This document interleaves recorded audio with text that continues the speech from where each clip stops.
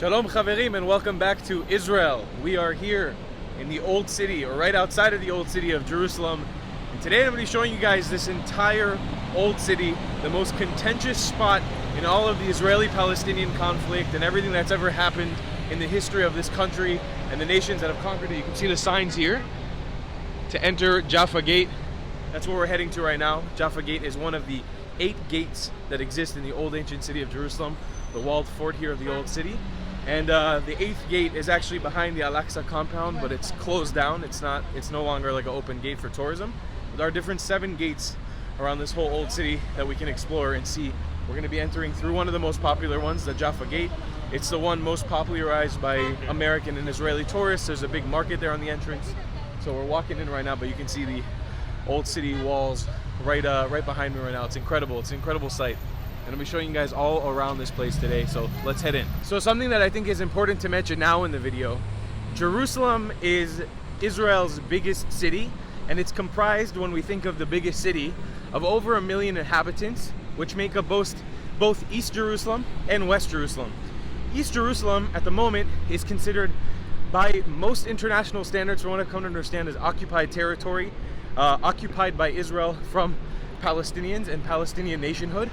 And that's sort of the line that cuts right in between what makes up Western Jerusalem, where most of the Israelis and Jews live, and Eastern Jerusalem.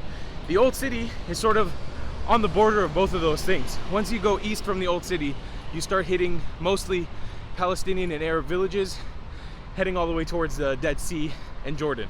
So right here, what we're entering is the most popularized entrance by Israeli tourism. There's also Palestinian or Arab side. One of the gates are more Palestinian and Arab centric. And Jerusalem, the old city, is made up of 4 quarters. We have the Armenian quarter, the Christian quarter, the Muslim quarter, and the Jewish quarter. The Muslim quarter being the biggest quarter of them all, and the Jewish quarter being nestled right up against the Western Wall compound and the Al-Aqsa Mosque. So right here, we have the entrance. I'm going to show you guys how it looks when we're going in. So here it is, walking up these steps. You get an amazing sprawling view of sort of modern Jerusalem. This will be one of the first gates we're going to enter, Jaffa Gate or Jaffa Gate. And you've got a beautiful viewpoint here. This is also another way to enter through there. And over there in that section is a mall called the Mamila Mall, which is a modern mall. But this is one of the most beautiful and popularized entrances to the old city of Jerusalem. And here's the gate, and you can just walk right in. And boom, just like that, we have entered the old city of Jerusalem. Again, there's 6 more of these gates that we can walk through today. We're gonna try to hit up all of them. We've got a very long video for you guys in store. But going through here, the main entrance, you've got tourism kiosks, stores, lots of tour guides who are doing, free guided tours or walking tours, currency exchange, and then you've got a big market going all the way down towards the Western Wall compound. We're gonna try to break down each quarter one by one and explain to you guys what each quarter is. It gets a little bit overwhelming at times, but this is the main entrance on the Israeli side to the old city of Jerusalem. Very, very beautiful place. We're also very close to the Tower of David, which we'll show you guys in a minute. But we can just start. One of the most fun things about being in the old city of Jerusalem is just walking around the many small little alleyways. In Hebrew, we call them simtaot, that just take you to God knows where. There's going to be restaurants, coffee shops, burger places, like literally anything you can imagine, just going through the entire old city. It doesn't stop. And another thing that I wanted to mention earlier when I was making the point about Jerusalem's sort of modern age, the old city of Jerusalem is a place that comprises mostly of tourism nowadays and people who work within the tourism sector and these heritage sites. But this is not by any means what modern Jerusalem is like. Modern Jerusalem sprawls out to a bunch of different veins across the city and a bunch of different kilometers away from this old city. This old city is sort of nestled in the middle of what is modern day Jerusalem. But you've got an entire city making up the outside part of this. And this is not where I would say a majority of Jerusalemites live. The old city makes up a big part of it, a big part of the heritage and the draw to come here, but it's not all of Jerusalem. So I think it's only fair, because I think a predominant base of my viewers are Christian/Catholic. A lot of you guys are from the Philippines and from other Christian nations around the world, that I show you guys the Christian quarter first. So that's what we're walking through right now. This is a Christian quarter of Jerusalem. Through here, I think this alleyway may not lead anywhere significant. Oh, this is cool. We found Santa's house. I was looking for this place earlier. We will try to make it to the new gate, which is one of the more prominent gates here in the Christian quarter of Jerusalem, and I'll show you guys what that looks like. But here you have a cool Santa's house. This is a tourism attraction where you can go meet Santa. So just so you guys know, this is something really cool. Now again, like walking through here, I'm completely alone right now. This is a beautiful thing about the old city of Jerusalem. There are tons of little alleyways like this. I'm also here at a very obscure hour of the day. I'm here like around noontime. It's super hot. Not a comfortable time to be walking around the old city, but it's you know, you get peace, you get quiet. Yeah, walking through the Christian quarter, you can get a little bit more of a peaceful vibe. You know, it gets a little bit more quiet because it's not as busy as the Jewish/Muslim quarter, because there's so many heritage sites packed really close to each other. But again, this is the Santa Claus house. Very cool tourism attraction here. We can continue through the Christian quarter. And what's amazing to think about when you're walking through Jerusalem's old quarters like this is that these stones and a lot of this architecture hasn't been changed in, you know, hundreds or thousands of years. It's very, very old. It's very ancient, and it's absolutely breathtaking. It's unlike any place in the world, you know, walking through here. It's just gorgeous. Every alleyway that you turn, every building that you see, it's all old and rooted in history, and absolutely amazing. So what you have here on the left of me is the Knight's Palace, or the Latin Patriarchate. I don't know how to pronounce it exactly. I'm not really well versed in my Christian terminology, so I apologize. I remember when I was living in New York, I pronounced Episcopal once as Episcopal, so I apologize in advance for if I screw those things up. But you know, there's a lot of history here in the Christian quarter when it comes to Catholicism, Christianity, and you have a massive palace here. Huge compound. Absolutely gorgeous. Tons of buildings to explore here. So here you've got these great signs on the side of the road pointing you to all the different tourism sites. So we're gonna head over to the new gate now. So here we're rolling up on the new gate. This is one of the, I would say, less popularized gates in the old city of Jerusalem. You know, there's other gates like Damascus Gate and Jaffa Gate that are just hustling and bustling, but it is one of the many gates that make up the old city of Jerusalem, the entrance into the old city walls. So there you go, that's a good look for you guys in there. And again, this brings you into the Christian quarter. So where I'm gonna take you guys to now is where you probably thought of immediately when I told you guys I was in the Christian quarter of Jerusalem. We're gonna head on down to the compound that makes up the Church of the Holy Sepulchre, where Jesus Christ is said to be buried in a tomb under the church. I've actually been here before. It is a very immaculate church. It's very beautiful, and Christians, Catholics pilgrimage all over the world to come and see this church and pay homage to, you know, the deity that is said to be buried there. So I'm going to take you guys into that place right now. That's where we're walking to. And again, there's just no shortage of little alleyways to divert off to and grab your attention, but we'll continue down the tourism path to the church. Again, just look at these little alleyways that we're walking down to get to the Church of the Holy Sepulchre. It's just gorgeous. It's so cool. Something about the old city of Jerusalem that just, you know, it inspires and it awakens a real spirituality within everyone. Doesn't matter what religion you come from, what background you come from. There is something very special about this city. Now, again, something to be said about this whole experience walking around the old city. While there are a lot of sites to visit, because it is an old ancient city, it's not like a sprawling metropolis. It's an old city within a major metropolis, which is, you know, modern Jerusalem.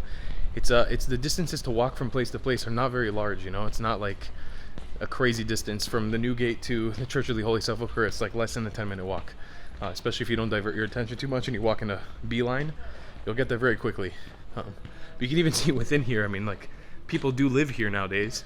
You have like Arab Palestinian hardware stores in the middle of this Christian quarter. And then you have, like, right next to it, these old ancient gates that who knows what and who knows who lived here. It's just amazing. Here's a look for you guys at the Ark of the Virgin Mary, or the Arch of the Virgin Mary. Look at that. Just in the middle of the shuk here. And this is more of the Arab-style Palestinian shuk inside of the old ancient city. And this used to be the opening of the western entrance into the Church of the Holy Sepulchre in the Crusader period. But it's been blocked off since. So getting through to the church, you walk through this market where you've got tons of stuff. No shortage of goods to buy, souvenirs, gifts. You can see we're on the street of the Christian quarter. So here we are in the main compound to the Church of the Holy Sepulchre. You can see this is the entrance. You've got tons tons of tourists, like pilgrimages from all over the world to come see this place. Is regarded as one of the most important places in all of Christianity because the tomb of Jesus Christ, for a lot of people, is believed to be inside of there. And we're going to head in there in a minute. But this is what the outside of the church looks like. Very, very old, very ancient, gorgeous architecture. So a couple things to mention before we enter the Church of the Holy Sepulchre. This place was finished construction in 335 AD, which makes this church over 1,600 years old, which is unbelievable. Super ancient site. And that ladder right there is known as the immovable ladder. It's been there since the 18th century. So around 300 or 400 years. Nobody knows why it's been put up there or who put it up there, but it hasn't been moved since, under the guidelines of a thing called the status quo, where under all religions they're just agreed to leave these things be. So we're going to head into the church right now to show you what it looks like on the inside. So here's the main entrance to the Church of the Holy Sepulchre. What I love about this place in Jerusalem compared to Al-Aqsa Mosque or the Western Wall, the Western Wall attracts mostly Jewish people, which, you know, they come from vast places around the world, but usually you can see where they're coming from. And within Islam, you know, you get a lot of people from the Middle East. What I love about this church, because Christianity is such a diverse religion from so many different countries around the world, the people who come to this church literally are from all walks of life, from every nation possible on earth. This is, again, not to say anything bad about Christianity or Islam or Judaism. It's just this church specifically, the groups of people that congregate here. It's really impressive, quite touching, you know, to see so many different people from around the world congregating in one religious building. So this is what the entrance to the Church of the Holy Sepulchre looks like. We're going to make our way to the tomb of Jesus Christ very soon. It is a vast, vast complex too. There's many alleyways and buildings to walk into within here. Many different shrines.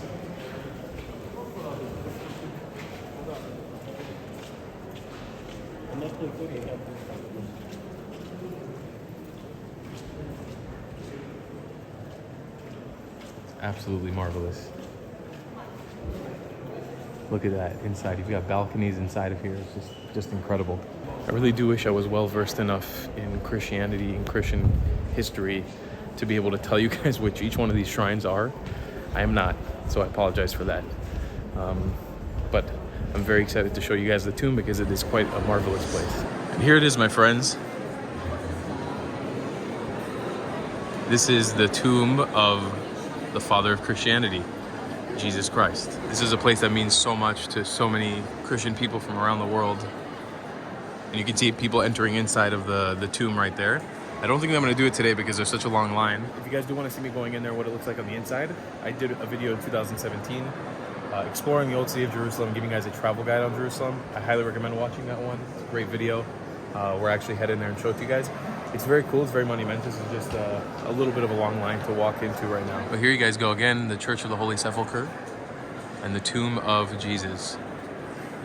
Right here in the heart of the Christian quarter in the old city of Jerusalem. An amazing sight to behold, guys. This is something very, very special. We've got a church in here too where people are praying. You can see obviously there's construction going on and repair going on behind because this building is so old, over 1,600 years old. I don't think every part of it is over 1,600 years old. I think the main bit. But you know, it needs repair, it needs construction. But man, there is no denying that the view, the feeling in here, the aura, regardless if you believe in Christianity or not, it is special, you know? There's something very special to this place. And just the way that the light casts in here around this rotunda is just incredible. It's really, really, really amazing. All right, we're gonna make our way out of the Church of the Holy Sepulchre right now and talk about the experience of being inside of here. So exiting the church here, I did want to talk about something right now.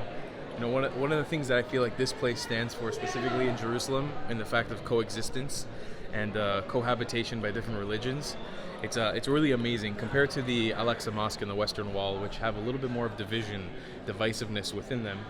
This church seems to stand for unity between all religions, all races, across all peoples around the world, and I really, really love that.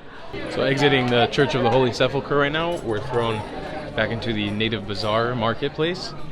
This is sort of a giant shuk complex within the Christian quarter on the border of the Muslim quarter that has souvenirs, trinkets, all kinds of things you'd want to buy on your trip to Jerusalem, including this amazing archway to an entrance of another shuk. This one's called the Aftimos Market. It's another beautiful one with some restaurants and shops in here. But it's just the archway to enter here is phenomenal. So beautiful. And it's really, really apparent from the outside. Look at that. Just gorgeous. We've seen the main important bits in the Christian quarter. We have St. John the Baptist Church just a little further down on our way to the Armenian quarter, which is the quarter we're going to head into next. So here we are back in another shuk alleyway. One of the main ones that take you either way across the old ancient quarters here. Going left, you have tons of shops. Going right, you've got tons of shops. So we've made it back near Jaffa Gate, where we first entered the old city. We made a big loop through the Christian quarter. Now we're back in the Armenian quarter. And I want to answer a question that probably a lot of you guys are wondering. There are 4 quarters in the old city of Jerusalem: a Jewish, a Christian, and a Muslim, which are the 3 Abrahamic religions that all stemmed from Judaism originally and this land. Why do Armenians in Armenia have their own quarter here? Well, from doing a little bit of research online, Armenians started converting to Christianity around 2,000 years ago, and they developed a big migration and immigration to the land of Israel back then, and they became an integral part of the city. There's over 2,000 Armenians who live within the old city walls of Jerusalem currently, and it's just one of the biggest immigrant groups that live in this old city and have made a presence here through time. So that's why the reason that they got the name the Armenian quarter, and it kind of just stuck. Over here, we're looking at right now, is the Tower of David, which overlooks the entrance of the Christian quarter, which is that way, the Armenian quarter where we are right now, and generally old ancient, the old city of Jerusalem. The Tower of David is currently a museum, but it's also one of the oldest sites. It's over 2,000 years old here in the old city of Jerusalem. And you can see its beautiful fortress structure. It's super, super old. Got this incredible moat. This place has been ransacked and overtaken and destroyed by many peoples group who have colonized and occupied Jerusalem through time. The Mamluks, the Ottomans, the Byzantines, I think, were here as well. Again, I'm not like an expert on my history here, but this is an archaeological site, a museum, and a tourism attraction. And it's really cool because it stands at the entrance of Jaffa Gate, which has on top of it behind these trees Israeli flags perched, and it's really kind of like a symbol of Israeli independence and autonomy within the nation. It is really cool. Again, could be a little controversial what I just said, depending on who you are and where you're watching from, but being an Israeli citizen and an Israeli myself, it is very cool to see this and to have access to this. It's just beautiful. So we'll head further into the Armenian quarter now and explore it a little bit. Also within here, we're going to head to our third gate, Zion Gate, or Zion Gate, Shout Zion in Hebrew. And within the Armenian quarter, it is important to mention as well that this is the smallest quarter out of all 4 quarters. It's the one that's got the least amount of space between the Muslim, Jewish, and Christian quarter. But we're going to head over to the gate, the entrance. And this is a look for you. You got Armenian flags everywhere, Armenian restaurant. You got information here on where to head to. We're heading there, Shout Zion, Zion Gate. So to me, as an Israeli Jew, the Armenian quarter has always had the least bit of pizzazz, the least bit of like attention towards my brain to come here and visit this part of the quarter, or this part of the old city, this quarter in the old city. But what it does have, like every quarter has its magic and its sites. You know, in the Islamic quarter, you have the Al-Aqsa Mosque, and then you have the Western Wall. In the Jewish quarter, you have the Church of the Holy Sepulchre. In the Christian quarter, so the magic that you do have in the Armenian quarter is access to be able to climb up these walls, the tower walls that make up the exterior walls of the old city. And it's beautiful. We're going to try to get some access up here right now to show you guys these ruins and obviously what these old ancient walls look like up close and personal. And you can see this is set up really well for tourism. There's guardrails across the whole thing, and people can walk up and get views of this, get access to these old city walls.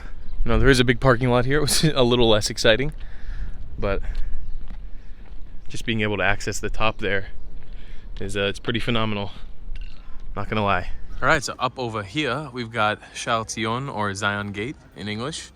This is another one of the gates that we're gonna be passing by today. I think there's our 3rd or 4th gate for today. It's a medieval style gate. You can see it's very beautiful. It's got a sharp right turn back into the old city. This brings you right into the Armenian quarter. And you've got a beautiful view of the hills of Jerusalem back there. And also, going down here, it's going to bring us into the Jewish quarter, towards the Western Wall compound as well.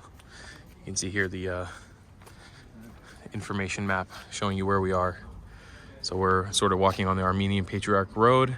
Armenian Quarter is all going down that way. Again, not too many notable sites that I want to show you guys in this video. Potentially we could do a whole video about the Armenian Quarter, but within here, you know, you can see exactly where we are. We're going to be walking towards the Temple Mount area, the Western Wall compound. Now, potentially something you may be asking yourself about me and why I know so much about this place is because I grew up partially in Israel. I've been coming to Jerusalem my entire life. I also had my bar mitzvah, and if you don't know what a bar mitzvah is, it's something that, you know, when you're 13 for a male in Judaism, or 12 when you're a female, you do a celebration for your sort of becoming of age. And I had my bar mitzvah right down here in the Western Wall in the Jewish Quarter in Jerusalem. It's a very special place to my heart. I love this place. Again, I've been coming here my whole life. This is like a second home to me. You know, I know Jerusalem very, very well. I've got friends who live in and out of this place, and I've spent prolonged periods of time here. So I'm not coming here in sort of a tourist mindset, but I am coming here to show you guys, you know, this is a precursor to our series in Israel. I wanted to sort of chat about this briefly as we're taking our walk into the Jewish Quarter right now. You can see again how beautiful it is, all the ruins behind me. We've got a beautiful view of the, I believe that's the Mount of Olives right there. This series about Israel, we showed you guys a week or two in Tel Aviv prior to coming here to Jerusalem. Jerusalem is the, you know, it is the capital of Israel, but it's also the disputed capital of Palestine and the Palestinian territories. And there's a really big rift and a division within this city that a lot of people don't understand. But what I want to try to show you guys in this series is more of the coexistence and more of the efforts of people to live together, rather than what the media shows you, that this place is extremely divisive and dangerous and people hate each other.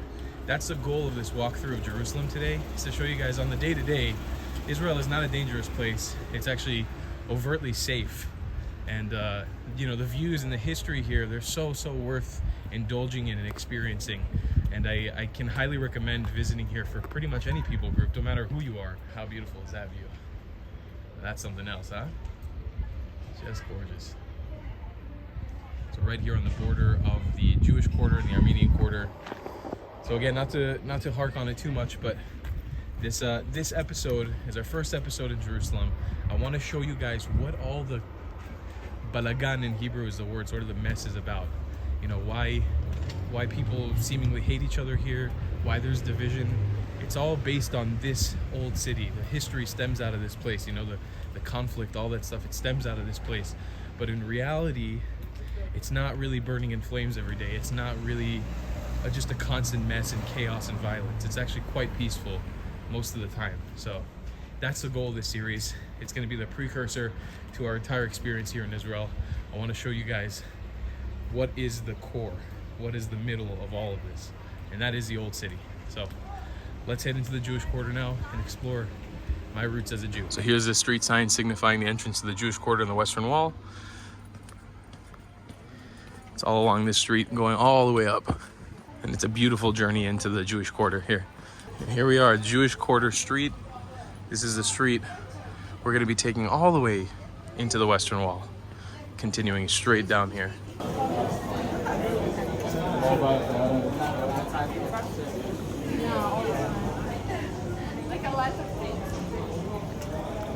So immediately upon entering the Jewish Quarter, you'll notice an influx of, well, Jews. There's a lot of Jews here. That's because this is, you know, the holiest area of Jerusalem and the whole country of Israel to the Jewish people.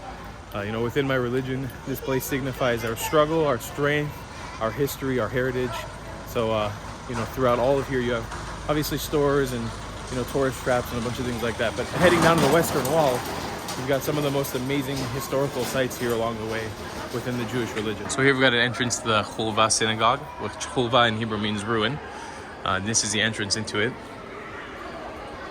So the entrance here is to the ruined synagogue. It's 20 shekel entrance. So that's the alleyway to sort of enter it. And on the left here we have the Kardo, which is a Byzantine style ruin, lining the shops, entering the Jewish Quarter on the left.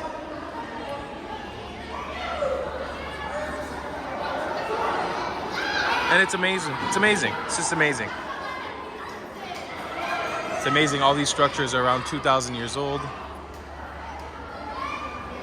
They're beautiful. You know, they're all sort of modern archaeological sites that are still studied to this day to understand our history in the city and our heritage here in Jerusalem. Again, you've got ruins going all the way down here across the entire spot. These are all very, very ancient. You know, this is all stuff that preserves history in Jerusalem and shows just the occupying forces, the resistance, the struggle of life and hierarchy here. And this is sort of, you can see what this place would have looked like a couple thousand years ago. That's a reconstruction of what this would have looked like right here with those pillars. Absolutely amazing. We're gonna take a diversion now from the Jewish Quarter Street. We're gonna head up here towards the Western Wall. And in a minute, we're gonna be in the holiest site to Judaism. So here you've got the archaeological ruins of the first temple period of Jerusalem, which was the holiest period of Jerusalem before the second temple was built and then destroyed. But you've got one of the old ancient walls here. This is called the Broad Wall. And it was built 2,600 years ago. We're getting into really, really old territory here. So here's a look for you guys at the Cholva Square.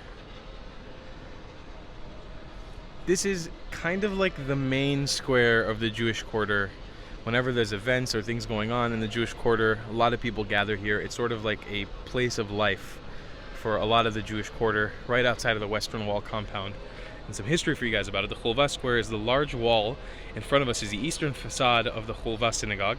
The synagogue was the central meeting place for non-Hasidic Ashkenazi Jews until the fall of the quarter in the War of Independence in 1948. It was restored in 2010 by the Company of the Reconstruction and Development of the Jewish Quarter and reinstated as a house of prayer and Torah study. You are invited to visit the synagogue in all its splendor and enjoy the majestic view for 20 shekels. We are Jews at the end of the day. I don't mean to fall into the Jewish stereotypes, but it is true. So this is that facade right here. And yeah, you can see just this Cholva Square is this sort of beautiful meeting point, central square in the Jewish Quarter in Jerusalem. It's a little quiet right now, but I have seen this place packed to the brim. You can see sort of the pure commotion and amount of people that are entering this area. There are so many restaurants here as well to dine in and tourist shops to visit. What I do recommend is a lot of this area is going to be super overpriced and super, well, very much on the touristy end of things, tourist trap ends of things. So I don't really recommend eating anything here or buying anything here because this is sort of like the most touristy, busy area of Jerusalem and the Old City. But right around this edge, we're going to get a great view of the Western Wall. Well, the most beautiful place, in my opinion, in the Old City of Jerusalem. All right, here it is, my friends.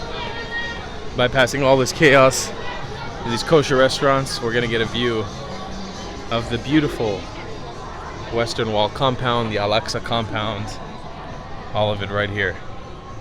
And I think we're right in time for the Muslim call to prayer. I hear it in the background right now. Now look at that view. That is not something you get to see every day.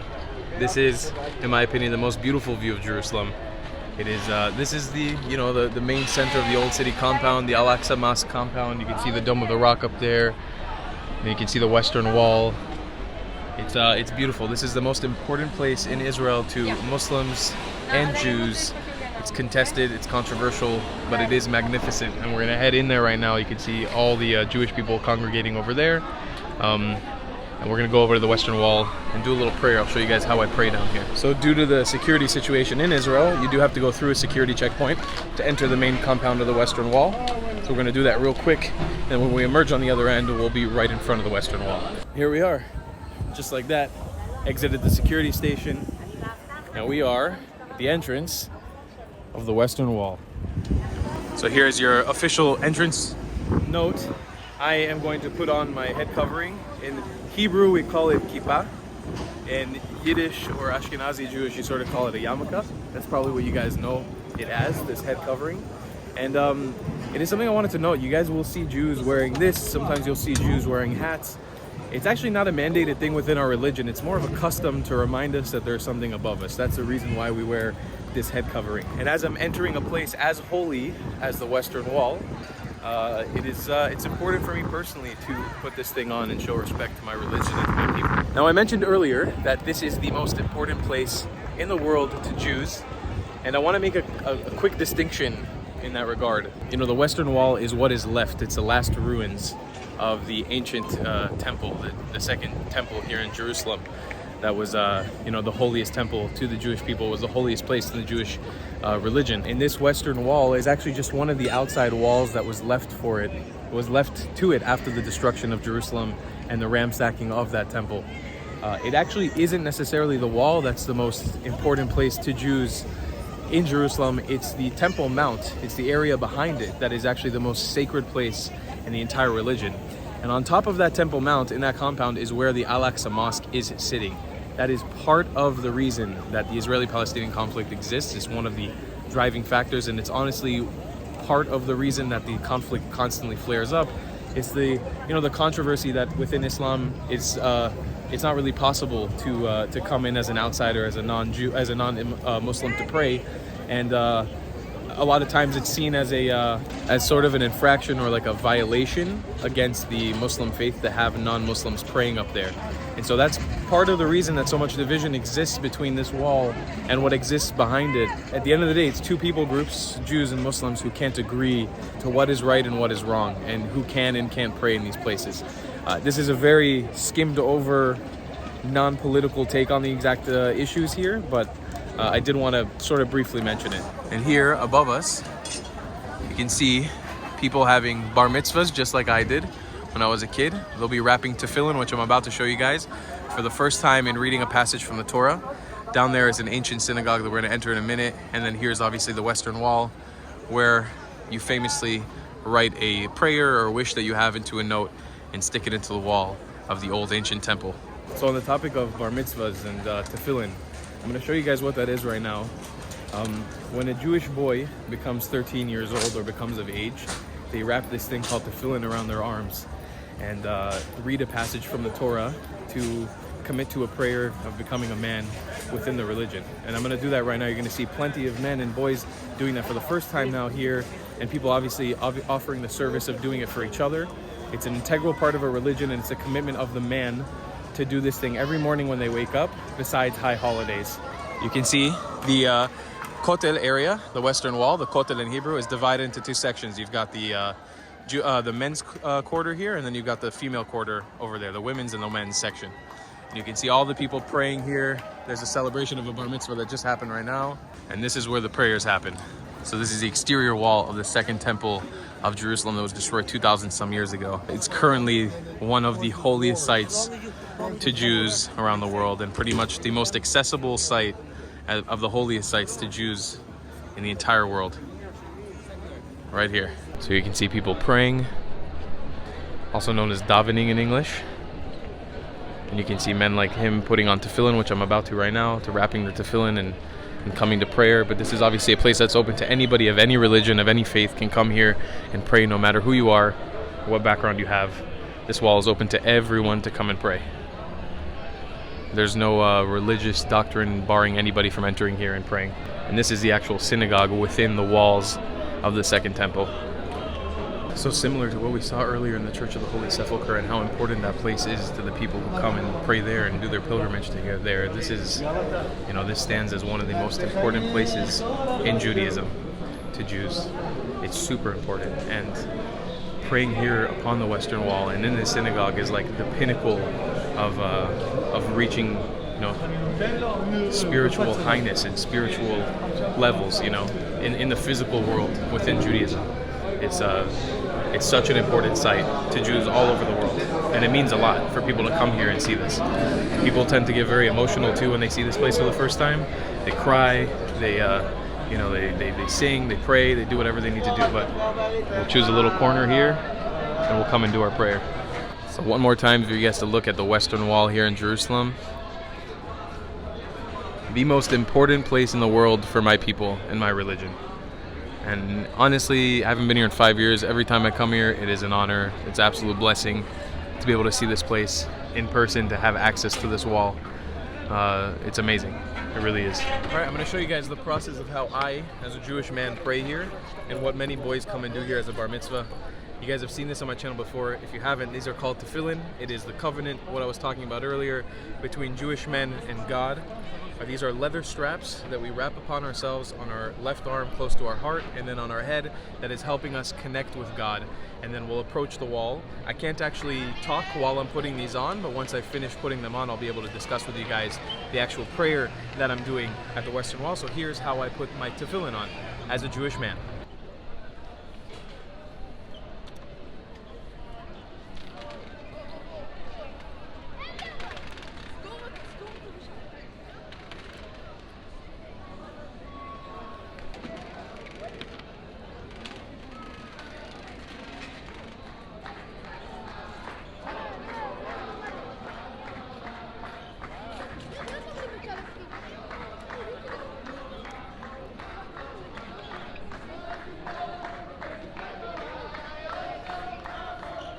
Alright, so to explain to you what I just did, because now I can talk. Basically, I wrap this 7 times around my arm, then take a pause, put the straps on my head, do a prayer while I'm doing this, then wrap it 3 times on my finger and do another prayer. The cases stay on the outside. You can see there's currently a bar mitzvah happening right here. And it's a huge celebration because this is a Jewish boy becoming a man and doing the tefillin that I just put on myself for the first time in his life properly as a man. So putting on tefillin is nothing new to me. It's something that I've been doing for the last 10 years consecutively, non-stop. And it's something that I do every single morning. I never don't do this. I do it every single morning besides on Shabbat or the high holidays. But coming here and being able to pray, I waited today in the morning. I didn't do it in the morning, and I decided I would do it when I'd come here in the afternoon. And I'm going to do a prayer called Shema Israel, which is pretty much the holiest prayer in all of Judaism right here on the wall. So because I'm a very modern Jew myself, I've got Shema Israel queued up here on my phone. We're going to go up to the wall and pray.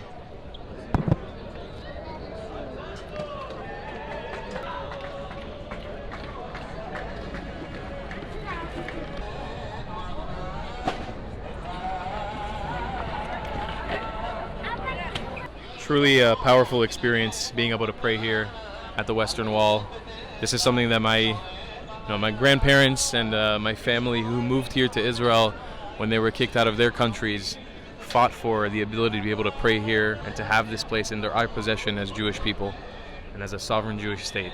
I know you guys don't usually get this aspect from me, this sort of nationalistic, Zionistic perspective on Judaism, my religion, my people, but it is a very important place to me, regardless of the Israeli-Palestinian conflict and how interested I am in the peace process and making relations between Arabs and Jews.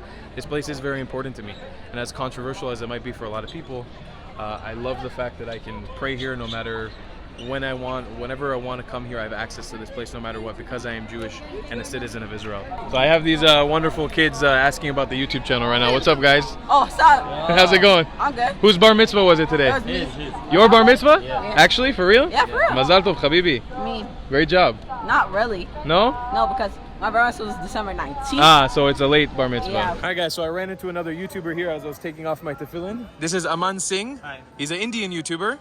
So tell me, why did you come here to Jerusalem? Why are you here in the temple? Actually, I work on a ship, so my ship is nearby from here to this place. I have been here 2 years ago also. Okay. Before 2 years also I have been here, and I feel good to come here. Like here we have to see every religion, like a temple, church, mosque, everything. Right. So that's why I like to come here. It's like a 2 hours drive from my place here. So we have taken the cab, 2 hours drive, and we came here. And do you like the Western Wall? Do you feel a connection here, spiritual? Yeah, it feels great. Like you can feel peace if you come Peace. here. That's Like, awesome. Yeah, and you can have sit here at evening time. You can come. Then it will be not much hot here, so you can have a seat, or you can just be here and take a photo. Now it's afternoon, so it's a little hot here. Yeah, it's very hot right now. And what is your religion? Are you Jewish? No, I am Hindu. Hindu. Yeah. But still, you feel a connection to this place. Yeah. That's so cool, bro. It's very nice to meet you. And what do you do on your YouTube channel? I make travel videos all over the world. Hey, me too. That's what I'm talking about, brother. Thank you. That's awesome. So go check him out. I'll put a link in the description. So you can see this friendly rabbi helping this man put on tefillin. And this is part of what we consider a good deed or a mitzvah. So these people like him and people over there will stand and help men like me who come in if they don't have tefillin to actually put on tefillin. They'll help them with the prayers. They'll help them with actually wrapping, because it's considered one of the most important good deeds or mitzvot that you can do within the Jewish religion. So you have entire stands of people just helping other people do this. And this is something that sends back centuries for us Jewish people. And it's such a cool thing that we have together. And as you can see, these guys, he's walking backwards right now because there's a custom to not face your back to the wall. Not everybody does it, but you can see somebody like him takes it seriously to not face the wall with your back. He's walking out of here without facing backwards. I'll give you guys a little overlook of the bar mitzvah ceremony that's happening right over here. So you can see that big thing that they're carrying is the Torah, or the Old Testament. They're carrying it out to the wall to celebrate and sing with it. And these celebrations happen all across the wall all day long. Every day except for Saturday. So here's a final look for you guys at the Western Wall compound as we leave it. The holiest place in the world for Jews, right here, right behind us. And as we leave the Jewish quarter now, we're going to enter the Muslim quarter to explore a little bit of the Arab side of the old city of Jerusalem. So this is actually where we're heading right here. Damascus Gate is our goal. That is one of the main gates of the Arab quarter of Jerusalem, or the Muslim quarter. And we head through this tunnel to get there. As you can see also, there's no shortage of security here. The security situation is taken very, very seriously in the Western Wall complex. As we walk through here in the old city, continuing out of the Western Wall complex, it gets significantly quieter and more laid back. A lot less intense than earlier, where there was a huge mess everywhere, just so many people. We're heading back into sort of the street markets and stuff like that. So here you have the cotton merchants market. This is another shuk that goes in down here with plenty of options to purchase all kinds of souvenirs and goods. So in this shuk, this is a more Palestinian area now. We're heading into the Muslim quarter.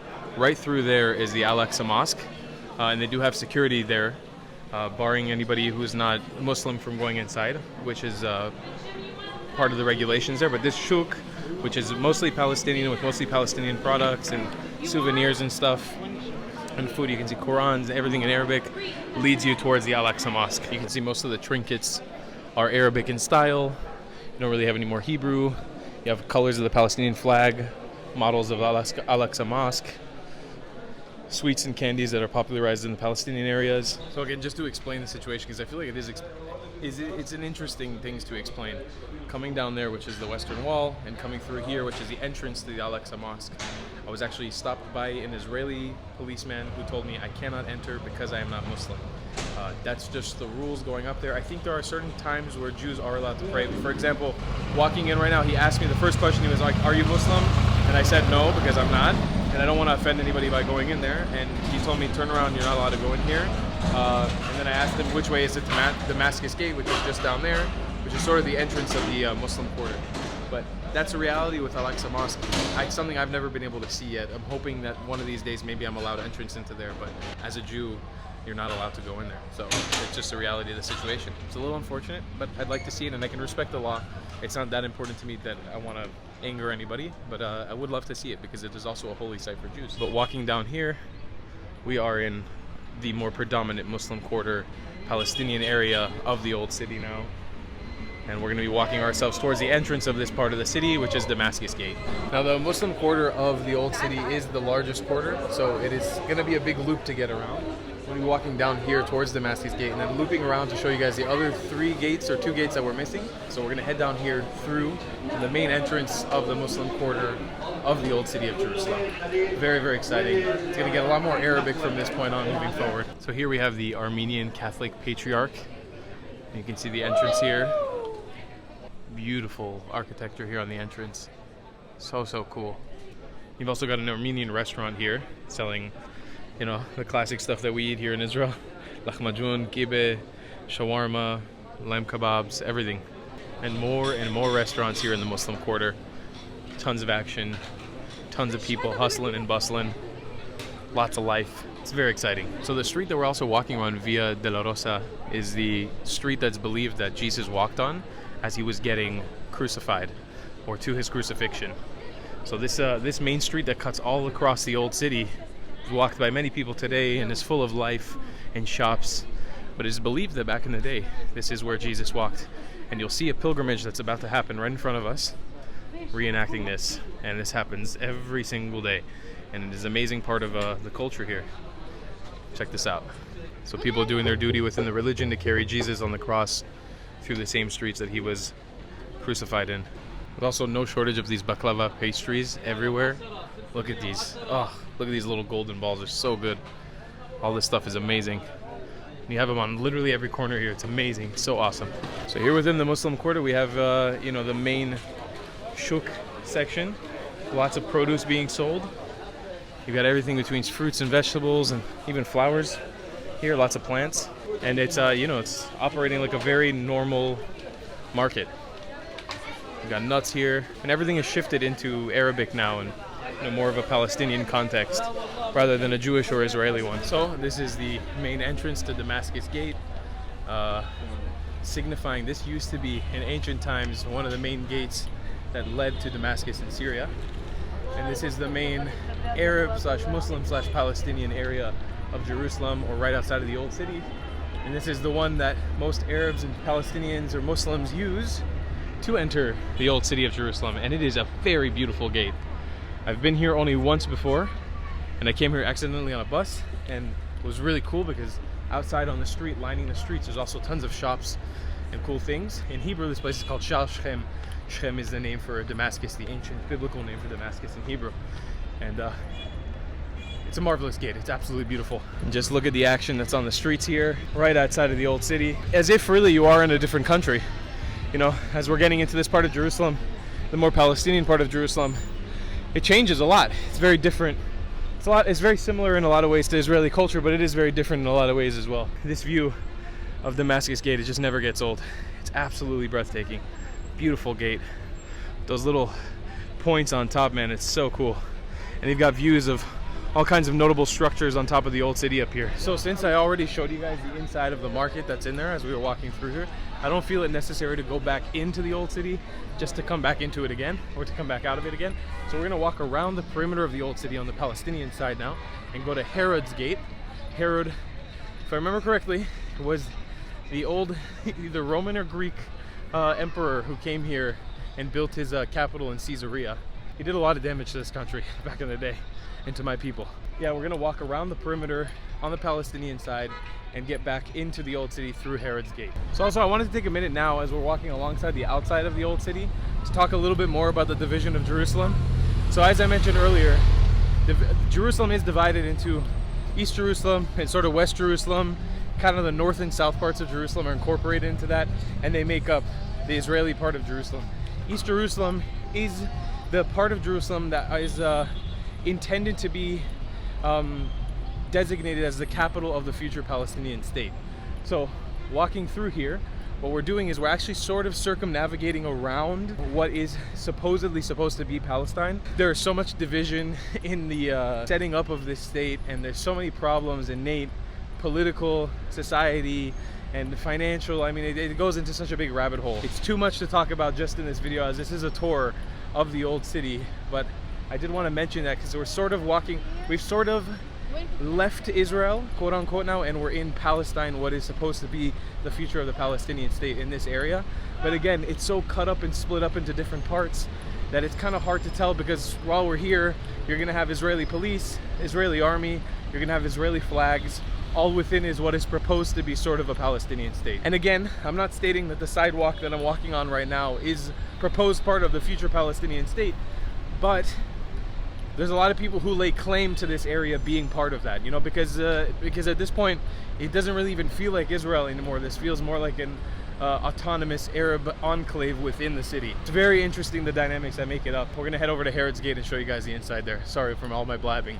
I'm very interested by all this stuff, and I hope that you guys are too. Take a look. People are taking little naps here in the shade of the wall. It is a very hot day.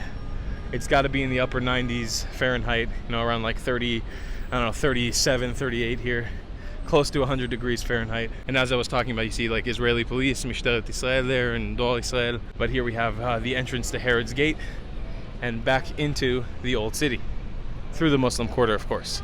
We're unlocking another gate now, my friends. Here we are, entering Herod's Gate, back into the Muslim quarter of the old city of Jerusalem. Wow, it smells so good here. Uncle Mustache. So in a straight line ahead of me, we'll be heading back towards Al-Aqsa and that compound in the western wall. Through here, we've got one more gate that we're going to go to on the left, and then we would have finished all the gates that I believe we can visit in the old city. Out of the 7, I think we've done them all. So we're heading down the straight line right now, a little bit more quiet, a little less shops here, a little less action, straight towards the Al-Aqsa Mosque. You can just see over here through this arch the golden dome of the Temple Mount. So beautiful from through here. So cool to see it from up here. All right, we're heading through the archway that will lead us to the last part of the gates that we have to accomplish here in the old city of Jerusalem. So through here, we're gonna go on down to Lions Gate. You can see we are on Lions Gate Street. So let's head on down. Deeper and deeper into the Muslim quarter we go. And you know, the Muslim quarter is the one that I know the least about. I've least explored this one, and it's the largest, so there's so much to see here. It kind of feels never ending, and I feel like I've skipped over so much in this video. But nonetheless, it's you know, it just opens the opportunity to keep exploring this place in the future. Here's another sign for you guys signifying the importance of Via Dolorosa, the road which Jesus walked from the place of his trial to the place of his crucifixion. There are 14 stations along the road where the events mentioned in the New Testament and in later traditions took place. And that's all along this road.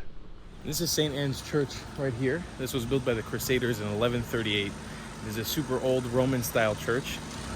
You can't really get a good view of it from here. I think you can probably enter it, but I'm just a little bit too lazy and hot at this point to try to get in there. But that is the outside of the church right there, what you can see, lining the Muslim quarter in here. Never gets old to me too in the old city of Jerusalem seeing cars traversing these roads, because what you would think thousands of years ago people were walking in here with like cows and donkeys and camels are now shoving Toyota Camrys and Kia Souls in. It's very funny. And here we are at the final gate, guys. Lions Gate. I'm very excited. So here we go. This is the final entrance into the old city of Jerusalem that we're going to visit today, Lions Gate. It is one of the older gates that's holding from the old city, the original ones that were built in, I think it was 1500s it was built. And you can see signified by those lions up there. I don't know if you can see so well, but there's some lion sculptures up there. You can enter the old city, you're all good. There's also a cemetery here, but going left towards the Al-Aqsa Mosque, there's Israeli security guards there who are just barring entry for anybody who's not Muslim to enter. So I can't go in as much as I would like to see it. Not today. It is not my day to see it today. Maybe in the future, under better circumstances, I'll be able to enter there and see the mosque, because I would love to. But yeah, either way, you have an entrance there and another entrance down the old city. You can go in and see the mosque from there. But this is the last gate of the old city of Jerusalem that we're going to be visiting today. And there it is, my friends, the entrance into the Lions Gate. Yeah, 1500s, I was right. This gate was built with the wall by Sultan Suleiman during the Magnificent during the 1538 to 1539. The stone reliefs on its facade gave its gate its name, which are the lions. Here we are. I feel stupid that this was not more significant to me that I didn't know about it, but this is the birthplace of the Virgin Mary. Right here. You've got a shrine to her, and within this church, I guess, or within this building, Virgin Mary was born, the mother of Jesus. That's pretty crazy. I feel like for some reason I've been somewhere else in the world where they claim that it was the birthplace of Virgin Mary. Maybe I'm wrong. I don't remember. Correct me in the comments, my fellow dedicated Christian class who know better than I do. Is there another place that's claimed to be the birthplace of the Virgin Mary? I don't know. Maybe I'm just an idiot. Probably. That's probably the reason. But that pretty much concludes our entire circumference of all 4 quarters of the old city of Jerusalem. I'm super hungry.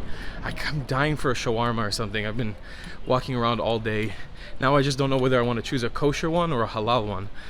I think that I'm going to be going for a more Arab-style shawarma right now. So let's go find some food. Let's take a look how beautiful this road is. This is the Sisters of Notre Dame de Zion. Look at that. And the road lining it on either side, just quiet and freaking amazingly beautiful. With all these little passageways above.